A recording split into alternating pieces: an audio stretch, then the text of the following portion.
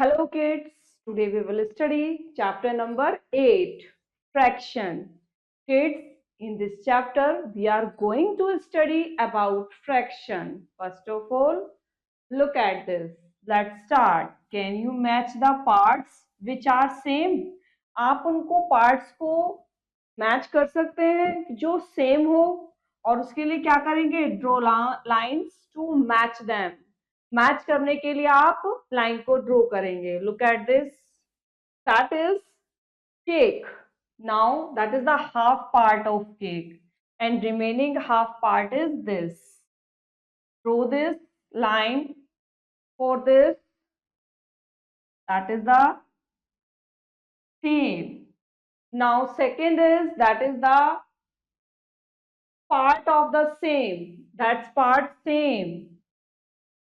Now that is also same and that is also same. So kids, now let's start whole and fraction. Kids, an object that is complete in itself is a whole. Kids, कोई भी object जो अपने आप में complete होता है that is whole. Fraction is a part of a whole और collection. और फ्रैक्शन क्या होता है? एक पार्ट होता है होल का या किसी कलेक्शन का। A part removed from the whole is called a fraction. एक पार्ट जो रिमूव हो जाता है पूरे में से तो वो कहलाता है fraction. In other word, fraction means a part of the whole things. इसका दूसरे शब्दों में हम ये भी कह सकते हैं कि फ्रैक्शन का मतलब होता है होल थिंग्स का एक part. Now look at this apple. This is one whole apple, ये एक पूरा एप्पल है। और this are unequal parts of an apple, और ये एक अनइक्वल पार्ट्स है। And that is two equal parts of an apple, और ये कैसे पार्ट्स हैं? टू इक्वल पार्ट्स हैं एक एप्पल के। नाउ किड्स, नाउ हाफ और वन हाफ का मतलब क्या होता है? Fraction is one of the equal parts of whole. Fraction क्या होता है? One of the equal parts होता है किसका? होल का। When we cut a whole thing into two equal parts, each part is called one half. जब हम किसी भी एक होल थिंग्स को टू इक्वल पार्ट्स में कट करते हैं तो ईच पार्ट को हम क्या कहते हैं? One half. और इसको हम कैसे लिखते हैं? हम इसको लिखते हैं इस तरीके से, that is one and that is two. Here one pizza is cut into two equal parts. So both the parts are called halves.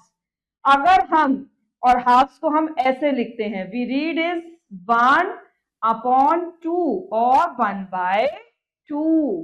ये एक पिज्जा के टू इक्वल पार्ट्स करते हैं अगर हम, तो इसको हम इस तरीके से हाफ बोलेंगे और इसका मतलब होता है 1/2 या 1/2। अब अगला पढ़ते हैं हम 1/3.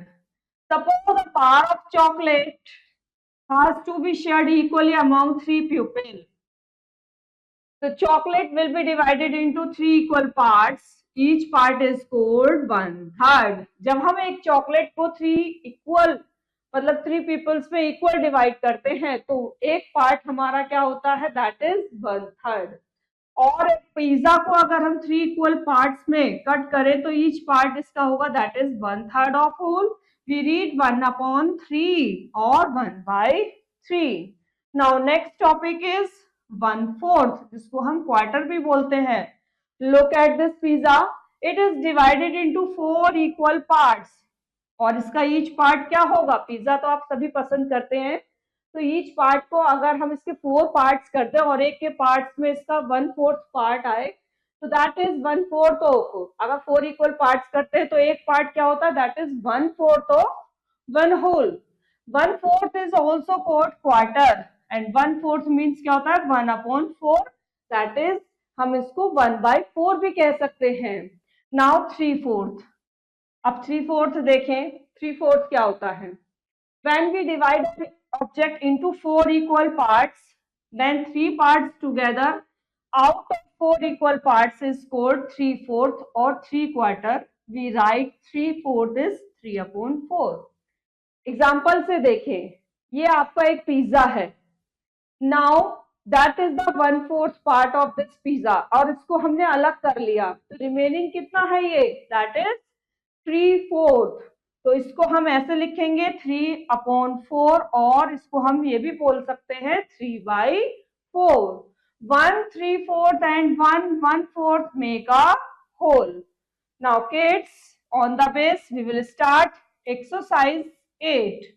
First question, divide the following shapes into equal two parts and color them.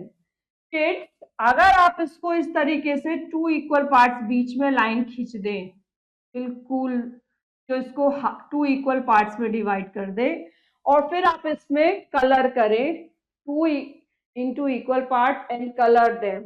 अब इसमें आप यहाँ पर भी कलर करें with the help of crayon colours, और यहाँ भी.